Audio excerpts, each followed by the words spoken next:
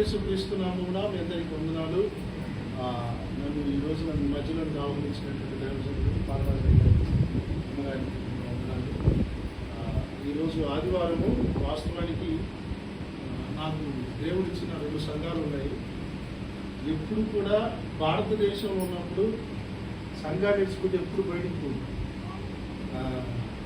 బయటికి వెళ్ళినప్పుడు మాత్రమే అప్పుడప్పుడుగా నేను అక్కడ కూడా చర్చిలోనే ఉంటాను.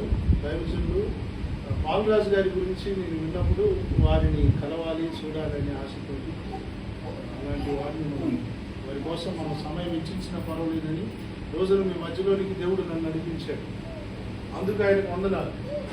మిమ్మల్ని చూడడం కూడా చాలా వందనాలు. నాకు చాలా సంతోషంగా ఉంది. చిన్న గదిలో భారంగా ఆరాధించే అమ్మగారు 10 ఆజ్ఞలు, కొండ మీద ప్రసంగం, ఇవన్నీ చాలా క్రమంగా ఆరాధన చూస్తున్నారు. చాలా సంతోషంగా ఉంది. ప్రభుత్వం అయితే మీరు కూడా మా ప్రాంతానికి రావాలని మిమ్మల్ని ఆహ్వానిస్తున్నాం. హుజూర్ నగర్ తమ్ముడు భాస్కర్ గారు వస్తూ గోదాడ మాదని చెప్పారు. గోదాడ పక్కనే మా హుజూర్ నగర్ సరౌండింగ్లోనే పరిచర్య చేస్తుంటారు. సూర్యాపేట జిల్లా హుజూర్ నగర్ ప్రాంతంలో నేను పరిచర్య చేస్తాను. నా పేరు పాస్టర్ శామ్యుల్ గుండు. మా ఇంటి పేరు గుండు అనమాట. నాకు గుండు లేదు. గుండు అంటే ఈ గుండు కాదు, దేవుని చేతిలో పెరంగి గుండు. ఆమేన్. తూకం వేసే గుండు, కొలతలేసే గుండు. దేవునికి స్తోత్రం. మీ అందరికీ మరొకసారి వందనాలు. పిల్లరా, నా సాక్ష్యాన్ని కూడా కొంత సమయం పంచుకుంటున్నాను. ఈ రోజున మీతో ఉన్నందుకు చాలా సంతోషిస్తున్నాను. ఒక చిన్న వాక్యాన్ని చదువుకున్న తర్వాత నేను మీకు వాక్య భాగంలోకి వెళ్దాం. తీతుకు రాసిన పత్రిక 3వ అధ్యాయము 5వ వచనం చదివిన అనంతరము నేను దేవుని గురించి మరియు నా సాక్ష్య జీవితాన్ని కూడా కాస్త పంచుకోవడానికి ప్రయత్నం చేస్తాను. 3వ అధ్యాయం 5వ వచనం. తీతుకు రాసిన పత్రిక 3వ అధ్యాయం 5వ వచనం.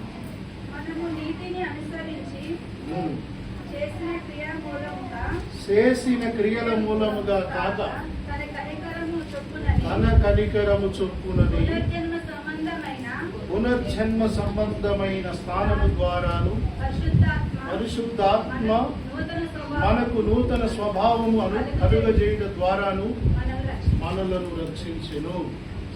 ఆమేన్. ప్రైజ్ ది లార్డ్ చెప్తాము.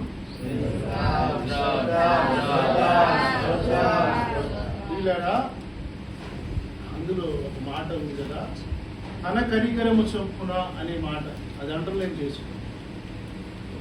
తన అంటే దేవుని కనికరము చొప్పునని. మనము ఏదో పెద్ద నీతిమంతులమని, మనమేదో పెద్ద ధనవంతులమని, మనమేదో పెద్ద అందగాళ్ళమని, మనమేదో బలవంతులం బలాఢ్యులమని దేవుడు మనల్ని రక్షించలేదట. తన కనికరము చొప్పున మనము నీతిని అనుసరించి చేసిన కార్యక్రమాలు కావట మనకి రక్షణ ఇచ్చింది. మనకి రక్షణ రావడానికి కారణము తన కనికరమే కారణము. కొన్నిసార్లు చెప్పుకుంటున్నాం కదా, నేను చేసిన మంచి పనుల వల్ల నేను ఇలాగున్నానని చెప్పుకుంటున్నాను. ఇవన్నీ లోకంలో నడుస్తాయి, కానీ దేవుని కాడికి వచ్చేసరికి నడిచేది ఓన్లీ కృపా కనికరమే. కృపా కనికరం అనేది లేకపోతే మనకి ఈ రోజున రక్షణ అనేదే లేదు. ఈ రోజున నేను మీ ముందు నిలబడి మాట్లాడుతున్న నేను సుమారు 17 సంవత్సరాల వయసు అప్పుడు. నాకు ఇప్పుడు 39 వెళ్ళి నాకు 40 సంవత్సరాలు ఎంటర్ అయ్యాను. 17 సంవత్సరాలప్పుడే ప్రభు నన్ను పట్టుకున్నాడు. ప్రభు నన్ను పట్టుకోవడానికి ముందు నా జీవితం ఏంటంటే 7వ తరగతి చదివాను. 8వ తరగతి మధ్యలో ఆపేశాను. ఇక్కడ 7వ తరగతి కంప్లీట్ చేశాను, 8వ తరగతి మధ్యలో ఆపేశాను. అప్పటికే నా జీవితం ఏంటంటే పేకాట ఆడడము, గంజాయి తాగడం, ఆల్కహాల్, నీళ్లు లేకుండా మందు తాగడం, బాక్సింగ్ నేర్చుకొని మా కుటుంబ నేపథ్యం ఏంటంటే గౌడ కులం. గౌడ కులంలో పుట్టినటువంటి నాకు కాస్త, ఎందుకంటే చిన్నతనం నుంచే కాస్త రాడికల్ మైండ్ సెట్ ఎక్కువ ఉంటుంది. ఆ క్రమంలో జీవిస్తున్న నన్ను మొట్టమొదటిగా మా తల్లి గారు యేసు ప్రభువును మా కుటుంబంలో, మా గ్రామంలోనే మొట్టమొదటిగా యేసు ప్రభువును నమ్ముకున్నారు. యేసు ప్రభు అంటే చాలా మందికి ఆ కాలంలో, అంటే సుమారు 20 సంవత్సరాల క్రితం చెప్తున్నారు. యేసు ప్రభు అంటే కేవలము ఊరి బయట ఉన్నటువంటి వాళ్ళకి దేవుడు అనేటువంటిది పేరు పెట్టేసింది. ఆ టైంలో మా అమ్మగారు మొట్టమొదటిగా యేసు ప్రభు నమ్ముకున్నారు. యేసు ప్రభువును నమ్ముకున్న రోజునే ఒకరోజే సువార్త తిన్నది, ఆ ఒక్కరోజే బాప్తీసం తీసుకుని ఇంటికి వచ్చినది. వచ్చేటప్పుడు పూలు తీసినది, గాజులు తీసినది, ఒక్కతే ఇంటికి అసలు ఒక విధవరాలు వచ్చినట్టు వచ్చింది. మా ఇంట్లో నేను చిన్న కుమారుడు, నాకంటే ముందు అన్నయ్య అక్కున్నది, నేను చిన్న. నేను చూసి షాక్. ఊళ్ళో అందరూ షాక్. ఏంటంటే, అరే ఏమైంది, ఇట్ అయిపోయింది, మగుడు ఉండగానే చచ్చిపోయినా లెక్క ఈ బొట్టు గాజులు తీసి వచ్చినాయి అందరు అంటారు కదా. బొట్టు గాజులు తీసిన రావంటారు. భారతదేశ సంస్కృతి ప్రకారం విధవరాలనే తీస్తారు.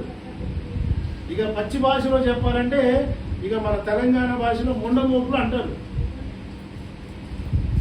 పచ్చి భాష ఏంటంటే మొండమోపులు అంటారు. అలాంటి మా తల్లిగారు అలా వస్తే నేను కూడా మా అమ్మ నాన్న, ఏంటి నీకేం పుట్టినది, ఎలా వచ్చినావు, బొట్టు గాజు తీసేసి అని చెప్పేసి తిట్టినాను.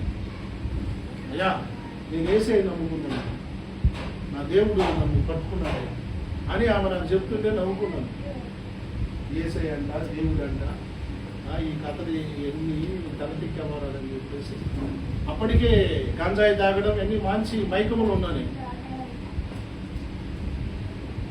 పోతే పోయినా కానీ ఎప్పుడైనా చర్చికి మాకు పోతే మాత్రం నేను చంపేస్తానని అన్నా. పోతే పోయినా నమ్ముకుంటే నమ్ముకున్నాం, ఎటను ఏడిచినా కానీ ఏ రోజు కూడా మన చర్చికి పోవద్దు, చర్చికి పోయినట్టు తెలిస్తే నేను చంపుతానని వార్నింగ్ ఇచ్చింది.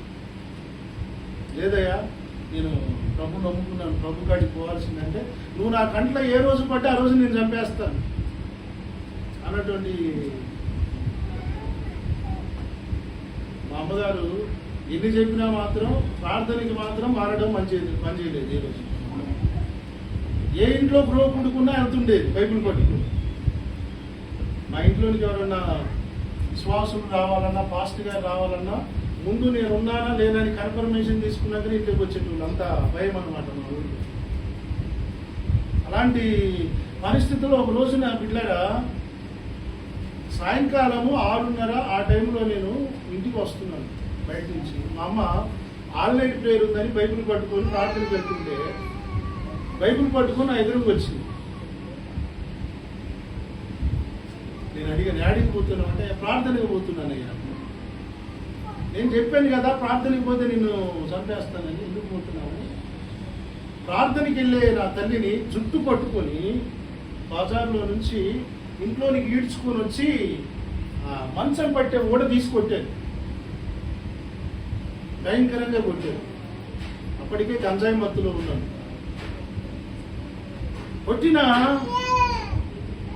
కొట్టి నేను పోయి మంచంలో పడుకున్నాను. మంచం పక్కన నా తల్లి మోకరించి ఏడ్చుకుంటూ ప్రార్థన చేస్తుంది. అది బాగా నాకు ఇప్పటికి గుర్తుంది.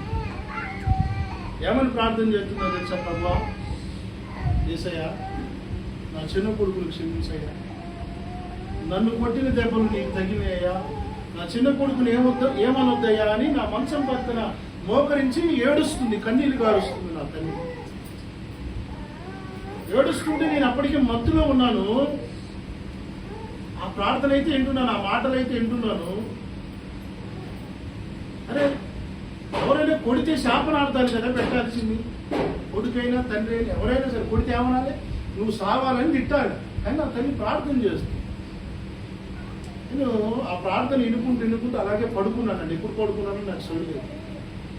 తెల్లారి లేచి చూసేసరికి ఆ మంచం పక్కన మా అమ్మ ఎప్పుడు పడుకుందో నేను పడుకున్న మంచం పక్కనే పడుకుంది. నేను లేచి చూసేసరికి మా అమ్మ అలాగే ఎప్పుడు పడుకుందో పాపం ఏడు చేసి అలా పడుకుంది. నైట్ ప్రేయర్కి పోలేదు, అలాగే పడుకుంది.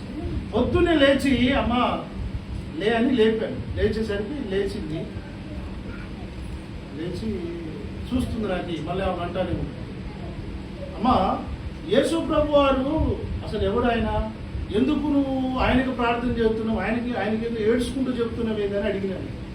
రాత్రి నేను కొడితే ఏదో చెప్తున్నావు ఏందని అడిగితే, అయ్యా నేను యేసయ్యకి ప్రార్థన చేశానయ్యా, నేను కొడితే ఆయనకు తగులుతాయని ఏడ్చాను అని చెప్తాను. అసలు ఎవరమ్మా యేసు ప్రభు ఎవరు, అసలు ఆయన కోసం మీరు ఇంతగా ఎందుకు బతుకుతున్నారని అడిగితే, అయ్యా నాకు తెలియదు కానీ మా పాస్టర్ గారిని తీసుకొని వస్తానయ్యా అని చెప్పేసి నన్ను అలా పెట్టేసి మా పాస్టర్ గారు, మా అమ్మకి బాప్టిజం ఇచ్చిన పాస్టర్ గారి దగ్గరికి వెళ్ళింది. ఆయన కొంచెం నత్తి, 60 సంవత్సరాల వయసు ఉంటుంది అప్పటికి. వెళ్ళి, అయ్యా నా చిన్న కొడుకు యేసు ప్రభు వారి గురించి అడుగుతున్నాడు అయ్యా, కొంచెం వచ్చి చెప్పండి అయ్యా పాస్టర్ గారు అని చెప్పేసి ఆయన అడిగిపోతే ఆయన అన్నాడు, అమ్మా ఎవరు నీ చిన్న కొడుకు, నా పేరు సైదులు. హలో, నా పేరు ఇప్పుడు సామెలు కదా, అసలు ఫస్ట్ పేరు సైదులు. చెప్పుకోవడానికి సిగ్గుపడాల్సిందేం లేదు, ఇక్కడ గొప్పలేం లేవు. నేను 7వ తరగతి చదువుకున్నానని చెప్పుకోవడం కూడా పెద్ద నాకు నామోషం లేదు. నేను డిగ్రీ చదివినా, ఎంఏ చదివినట్టు మీరు ఇప్పుడు నమ్మరా? ఆ డాక్టర్లు కూడా నాకు ఉంది, ఎందుకంటే ప్రభు ఎదుట నేను ఉన్నాను, ఆయన ఎదుట బోధర్థం ఉంది. ఈ డాక్టర్లు ఉండొద్దు మన జీవితాలు, ఈ డాక్టర్లు ఇవన్నీ ఓవరాక్షన్ అనమాట. మా పాస్టర్ గారు ఏమన్నా, మా అమ్మగారి పాస్టర్ గారు, ఎవరమ్మా నీ కొడుకు సైదులా, నిన్ననే వినాయక చవితికి ఎగిరి ఇక్కడి నుంచి కట్టుకుని ఎగిరినాడు, వాము నన్ను దేశానికి పోయి నీ కొడుకుతో కొట్టిద్దాం అనుకుంటున్నావా అని ఆయన భయపడి రావట్లేదండి. రాకపోతే మా అమ్మ లేదయ్యా నువ్వు రాజా అని చేయి పట్టుకొని తీసుకొచ్చింది. నేను మంచంలో కూర్చుంది, నాకే చూసుకుంటూ, అయ్యా సైదులు బాగున్నాను అయ్యా అనుకుంటూ నా కళ్ళల్లో కలిసి పెట్టి చూసి నా పక్కన కూర్చొని ప్రభువు గురించి నాకు 45 నిమిషాలు చెప్పాడు సుమారు. దేవుని గురించి, యేసు ప్రభు ఎవరు, అసలు మనం ఎవరు, మనం చచ్చిపోతే అలాగే యాడికి పోతాం, అసలు దేవుడు అంటే ఎవరు, దేవుళ్ళు ఎందుకు, ఇంతమంది ఎందుకు, ఇదేంటి అని 45 నిమిషాలు సువార్త చెప్పాడని. ఆయన 60 సంవత్సరాలు ఉంటాయి. ఆయన చెబుతుంటేనే నేను ఏడ్చాను. నాకు ఎందుకు ఏడ్చానో నాకు తెలియదు. నాకు అర్థమవుతుంది యేసు ప్రభు వారైతే అందరిలాంటి దేవుడు కాదు, ఆయనైతే అందరిలాంటి దేవుడు కాదు. ఆయన చెప్తుంటే నాకు అర్థమైంది, మనం చచ్చిపోయినాక కూడా ఒక పర్మనెంట్ ప్లేస్ ఇచ్చేవాడు కూడా ఆయనే, ఒక కేర్ ఆఫ్ అడ్రస్గా ఉండేది ఆయనే అనే విషయాలన్నీ ఆయన చెప్తుంటే నాకు అర్థమైంది. చెబుతుంటేనే నేను ఏడ్చాను, నాకు తెలియదు. పరిశుద్ధ ఆత్మదేవుడు ఆ రాత్రే నన్ను సంధించాడు, పట్టుకున్నాడని నాకు ఇప్పుడు అర్థమైంది. నా హృదయం తెరవబడింది, సువార్త విన్నాను, నేనేంటో నాకు అర్థమైంది. ఆ రోజున యేసు ప్రభు వారికి నా జీవితం ఇచ్చాను. నా జీవితాన్ని దేవునికి ఇచ్చాను. మళ్ళీ వెంటనే మనం పోం కదా, కొంచెం డాప్సరీగా బతికిన వాళ్ళం కదా, వెంటనే బజార్లో బట్టి తిరిగే వాళ్ళం బైకులు పట్టుకొని పోవాలంటే మనం ఊరుకోదు కదా, ఈగోలు ఒప్పుకోవు కదా. మళ్ళీ స్నేహాలు, ఫ్రెండ్స్, అబ్బా బాబా ఇవన్నీ వదిలిపెట్టుకుని ఉండాలంటే కష్టం కదా. అలాగ మళ్ళీ దేవునికి దొరకకుండా తిరుగుతుంటే దేవుడి వాక్యం ద్వారా, మా అమ్మగారి ప్రార్థన ద్వారా నేను ప్రభువుకు పట్టుబడ్డాను. ఇంకా నేను చెప్పాలంటే సాక్ష్యం గురించి చాలా ఉంది. 2002వ సంవత్సరం ఆగస్టు నెల 15వ తారీఖున నేను యేసు ప్రభువును నమ్ముకుని నా జీవితాన్ని ప్రభువుకి ఇచ్చాను. నెల 15వ తారీఖున నేను ప్రభువుకు నా సొంత రక్షకుడికి అంగీకరించాను. అప్పటిదాకా నా పాపపు జీవితం అంతా యేసు ప్రభువులో వచ్చిన తర్వాత నా జీవితం అంతా విడుదల పొందింది. ఆగస్టు 15వ తారీఖు దేశానికి స్వతంత్రం వచ్చింది. 2022 ఆగస్టు 15 నాకు స్వతంత్రం వచ్చింది. అక్కడి నుంచి నేను ఇక తాగడం లేదు, గంజాయి లేదు, సినిమాలు లేవు, అబద్ధాలు లేవు, స్టోరీలు లేవు. ఏదున్నా ఒకటి యేసు రక్తమే, యేసు ప్రభువే నా జీవితం. ఆ తర్వాత బైబిల్ తరబిదికి వెళ్ళాను. ఇప్పుడు నేను 39 సార్లు బైబిల్ చదివి 40వ బైబిల్ చదువుతున్నాను. నాకు లీడర్, మెంటర్ ఎవరైనా ఉన్నారంటే పరిశుద్ధ ఆత్మదేవుడే. నా బాసు, నాకు గురువు ఎవరైనా ఉన్నారంటే మా ఇంట్లో మా నాన్న పాస్టర్ కాదు, మా మామ పాస్టర్ కాదు, మా బామ్మర్ది పాస్టర్ కాదు. నాకు గురువు ఎవరంటే పరిశుద్ధ ఆత్మదేవుడే. మా భార్యకి నేనే బాప్తిసం ఇచ్చాను. మా అన్నయ్యకి నేనే బాప్తీసం ఇచ్చాను, మా వదినలకు బాప్తీసం నేనే ఇచ్చాను, మా రక్త సంబంధికుల్లో సుమారు దాదాపుగా నా ద్వారానే బాప్తీసం పొందుతున్నాను. దేవుని ప్రణాళిక ఎలాంటిదో తెలుసా? మరుగున పడ్డను కూడా తీసుకొచ్చి వాడుకుంటాడు, మూర్ఖులను సైతం హింసకులను సైతం వాడుకుంటాడు. దీనికి మనం చేసే పుణ్యకార్యాలు ఏం కాదు, కేవలము ఆయన కనికరమే. స్తోత్రం చెప్పండి. ఆయన కనికరం తప్ప ఇది ఏది లేదు. మనం చేసేది ఏమి లేదండి. ఆనాటి నుంచి ఈనాటి వరకు ప్రభు తన పనిలో నిలబెట్టి వాడుకుంటున్నాడు. 7 సంఘాలు కట్టడానికి రూపించాడు. 2 సంఘాలు నేను చూసుకుంటున్నాను. ఇంకా కోపాస్టర్స్ 20 మంది సేవకులు. నాకు ఇచ్చిన దర్శనం ఏంటంటే సంఘాలను ప్రభు రాకకు సిద్ధపరచాలి. అపోస్తలిక్ వాయిస్ అనేది దేవుడు నాకు ఇచ్చిన స్వరం. హెచ్చరిక పరిచర్య, మరుగున పడిన దైవ సంగతులన్నిటిని బైబిల్ వెలుగులోనికి తీసుకురావాలి. It is the ministry. దేవుడు నాకు ఇచ్చిన దర్శనం. దీనికి సిద్ధాంతం పని లేదు. కాస్త బైబిల్ దేవుడు అర్థమైన వాళ్ళకి ఈ భారం అర్థమవుతుంది. ఆమేన్. ఇప్పుడు ఇది నా టెస్ట్ మనీ. మీ అందరికి అర్థమైంది అనుకుంటున్నాను. మీ ఇంట్లో కూడా నాలాంటి కొడుకు కోడలో బిడ్డ ఎవరో ఒకరు ఉంటారు. యేసు రక్తమే చేయండి. మీరు ఏం చేయండి అంటే వాళ్ళని శాపనార్థాన్ని పెట్టకరి తిట్టకరి ముందు వాళ్ళ కోసం ప్రార్థన చేయండి. ప్రార్థన చేసి ముందు మన బ్రతుకును చూపియండి వాళ్ళకి. మా అమ్మగారిని బట్టి నేను ప్రభు నమ్ముకున్నానని ఎక్కడైనా నిలబడి చెప్తాను. నేను ప్రభు పట్టుకున్నాడు, కానీ మా అమ్మగారి సాక్ష్యాన్ని బట్టే నన్ను పట్టుకున్నాను. కొట్టినా తిట్టినా నా కోసం ప్రార్థన చేసి, ఆమె సాక్ష్యం విశ్వాసం ఎలాంటిదంటే పాస్టర్ గారు రోగుల కొరకు ప్రార్థన చేయాలంటే ఈమెను ఎంట పెట్టుకుని ప్రార్థన చేయించేవాడు. ఎందుకంటే ఆయనకు స్వస్థత లేదు. మా అమ్మ ప్రార్థన చేస్తే స్వస్థతలు జరిగేది. కానీ ఎప్పుడు మళ్ళీ పాస్టర్ గారు లేక సోయింగ్ చేయలేదా? దానికి నిలువెత్తు సాక్ష్యం ఏంటంటే నేను ఒక రోజున మా ఇంట్లో గేదెలు ఉంటాయి. గేదెలు దీని తర్వాత వాక్యం చెప్తాను. ఎందుకు శ్రద్ధగా ఉన్నారా? మా ఇంట్లో గేదెలు ఉంటాయి. నేను ఒక రోజు బయట కూర్చున్నాను, ఆరుబయట.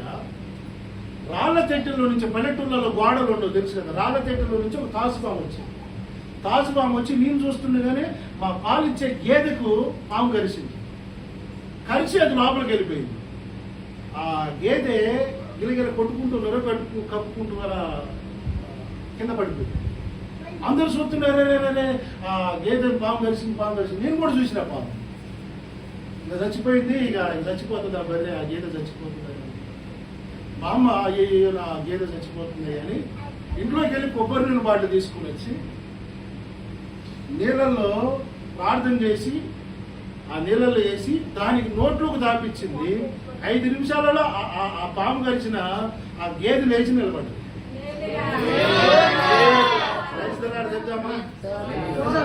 దీనికి అద్భుతం చూసి ఆయన ఇది మిరాకిల్ అనమాట. నా కళ్ళెదుడిగా కలిసిన పాము చచ్చిపోవడానికి నురగలు ఎక్కిన గేదె లేచి నిలబడింది. అది ఆమె సాక్ష్య జీవితం. రోగులు కూడా ఆమె దగ్గరికి వచ్చి ప్రార్థన చేయించుకుంటారు. మా అమ్మ ఇంకా బతికే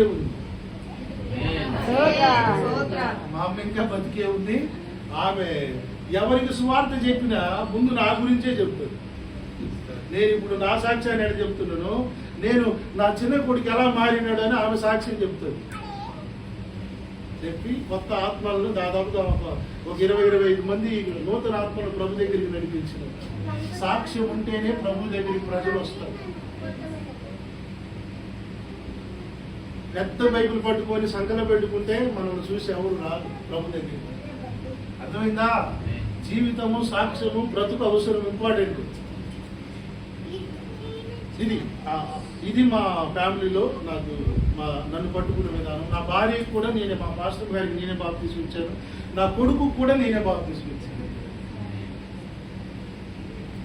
నా కొడుకును అన్నాను, ఎవరైనా మంచి అంటే పెద్ద దైవ సేవకుడి దగ్గర తీసుకున్నాడు, నీకంటే పెద్ద సేవకులు ఎవరు లేదు అంటే, నీకంటే పెద్ద సేవకులు ఎవరు లేదు, నీకంటే పోయిన లాస్ట్ ఇయర్ ఇచ్చాను. కాలేజీకి వెళ్ళడానికి ముందే బాప్తీసం తీసుకొని కాలేజీకి వెళ్ళి. దేవునికి స్తోత్రం. మీరందరూ కూడా నా కొరకు ప్రార్థన చేయండి. ఏం చేస్తారు? పెట్టుకొని ప్రార్థన చేయండి. మీ అందరి నుంచి నేను కోరుకునేది ఏంటంటే మీ కానుకలు, మీ ఫోన్ కాల్స్ కాదు, కానీ నా కోసం ప్రార్థన చేయండి. మీ ప్రార్థనలు మమ్మల్ని ఇంకా అనేక చోట్ల వాడుకుంటాడు ప్రభు. మంచిది. ఇంతవరకు చదివినటువంటి వాక్యాన్ని అనుసరించి మనం దేవుని వాక్యంలోకి వెళ్దాం కదా.